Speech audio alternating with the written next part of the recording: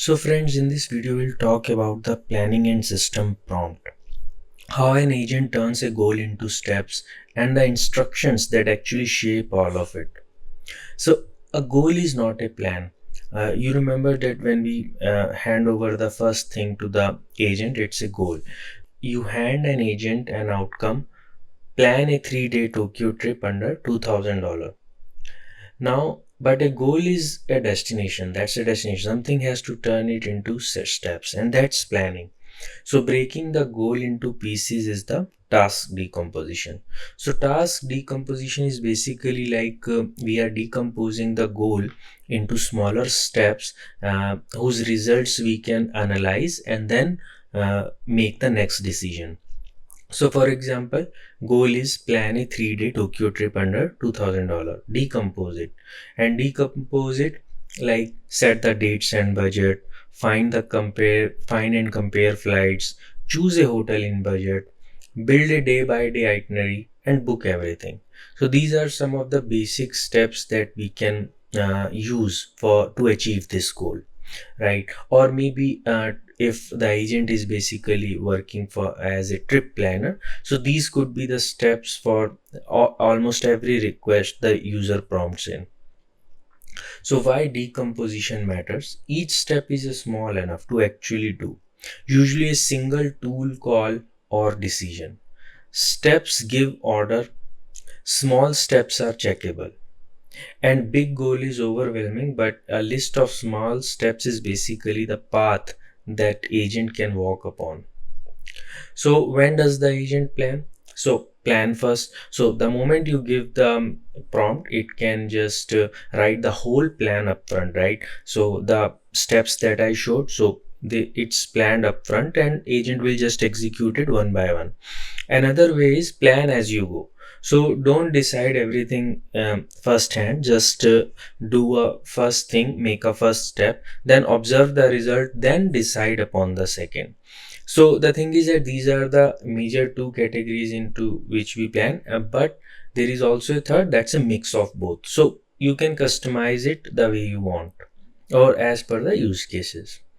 So majority of agents actually are blend of two. So let's see what is plan first. Think it all through at the start, like writing an outline before you begin. The agent lays out all the steps first, then works through them in order. Strengths: clear structure, easy to follow, easy for you to review before it runs. So suppose for an example, plan a trip to Tokyo.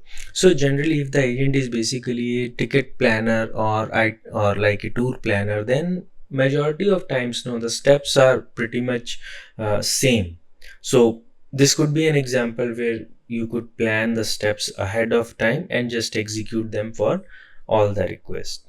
Weakness: if the reality differs, sometimes there could be difference in user prompt and maybe requirement is little bit tilted and it may not work with the same plan. So then you have to you need a plan as you go model. So upfront plan could be like dates, budget, flights, hotel, itinerary, and just book it. Plan as you go, one step at a time. Decide the next step, act what happens, then decide again. The loop from earlier. No full plan upfront. The agent picks only the next step, each time round loop. Now, strength. It adapts, each choice is formed by what it just learned. So, everything it is learning as and when the results come in. Weakness: without any plan it can wander. So you must have seen whenever when you chat also, when you give prompt also with chat gpt or cloud, then sometimes it hallucinate or keeps on repeating if it's not able to find answers and all that stuff. So without a plan this could be a situation. So decide next step, act and observe and redecide. It goes in loop. Replanning: when the plan meets reality. The best agent plan: revise the plan when a step fails or something changes. So it's obvious, like we can start with the fixed plan in advance, but suppose if there is an error, maybe then it's time to bring into the model that modify the plan as per the results if there is an error, right?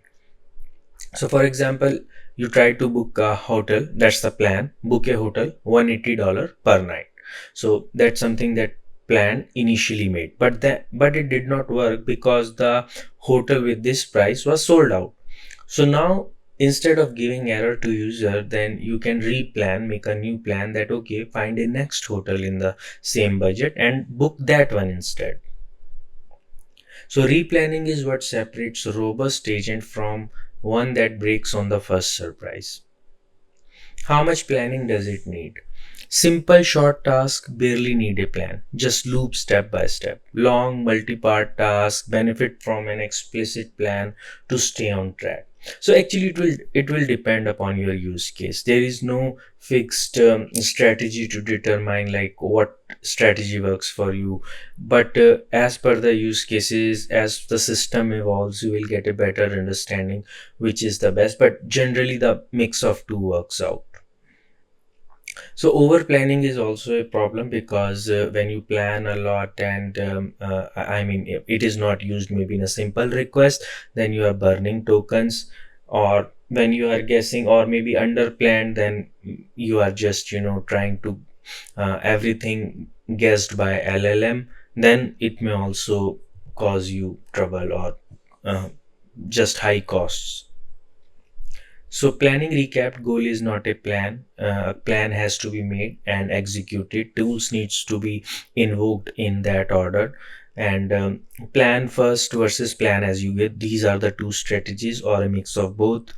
Replanning, revise when the step fails, and but decide the agent's role, its rules, even how it plans. One piece we keep mentioning, the system prompt. So you remember that in the beginning we talked in our diagram about the system prompt. We'll try to dig deeper into the system prompt now. So system prompt is basically an agent's job description, an instruction that shape everything it does.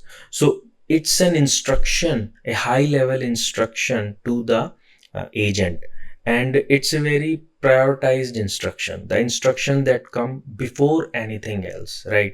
So it's the first piece in the context window, or it's the first piece in the short term memory that is always presented to the model.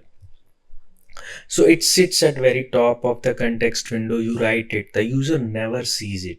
So remember that it is not for a user, it's basically for the developers who have developed the agent. It's an agent runtime thing and pre-configured. Think of it like an agent level configuration which is invisible to user, but it drives the limitation and security and the behavior of the whole agent. So system prompt sits on top of context window. So there is also sometimes there is a confusion, system prompt versus the user request, and now is the time to understand the difference between them. So system prompt is basically who the agent is always set once by you, the builder. It is for the developer who is developing the agent. The same for every user. Role, rules, tools, boundaries, right? It is, you can assume it as a backend thing, right?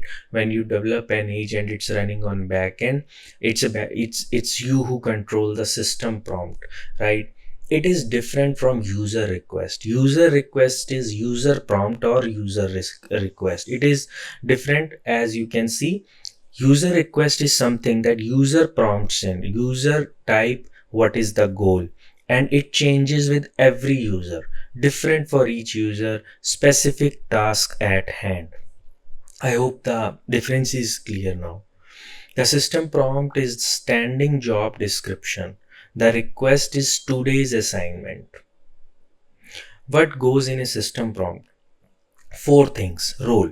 The agent is who the agent is, what it is for. You are travel planning assistant. So remember that you are developing an agent. Agent is not something like that's multi-purpose. There are a multi-purpose agent, but generally for a start you try to build up an agent that solves a specific problem or a use case, right?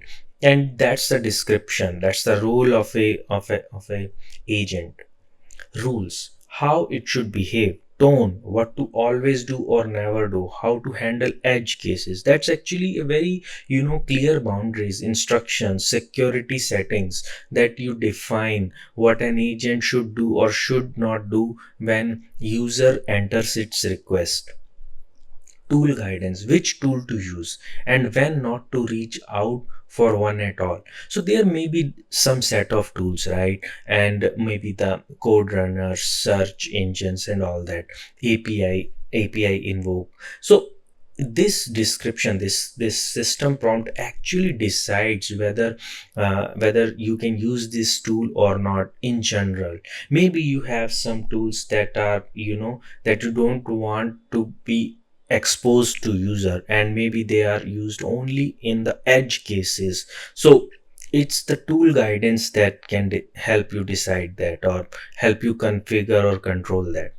So stop conditions, when the job is done, when to hand back the user. This is very critical. Suppose you have all the planning in the Tokyo trip planner, and the thing is that you want all the result, but you don't want to book the flights, or don't want to book anything. So it's very common that you get all the details from the agent, a full-fledged result, what to book, maybe the flight number or a link to book, but maybe you want to book manually. Maybe you have some discounts coupon that you want to apply manually. So that's the stop conditions that you can add to the agent, and tell that when it's not to book and in which conditions you can book, or maybe just ask the user twice before initiating a book. So the most power lever, can system prompt and the agent's whole behavior changes, no code required. So it's actually no code thing, it's where you fix most the agent did the wrong thing problems.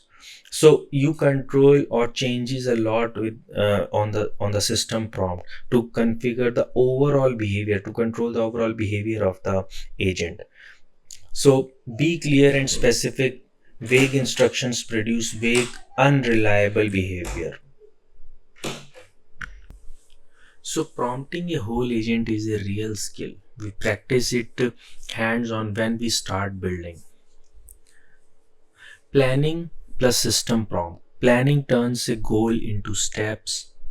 System prompt is the job description basically, and it is different from user prompt or user request. It is always in view. System prompt is something that is part of every request that we send to LLM. It's your biggest lever. Reshape behavior by rewriting instructions, no code needed. In the next video, we'll try to put whole anatomy together, every part working as one. Okay, thanks. Bye.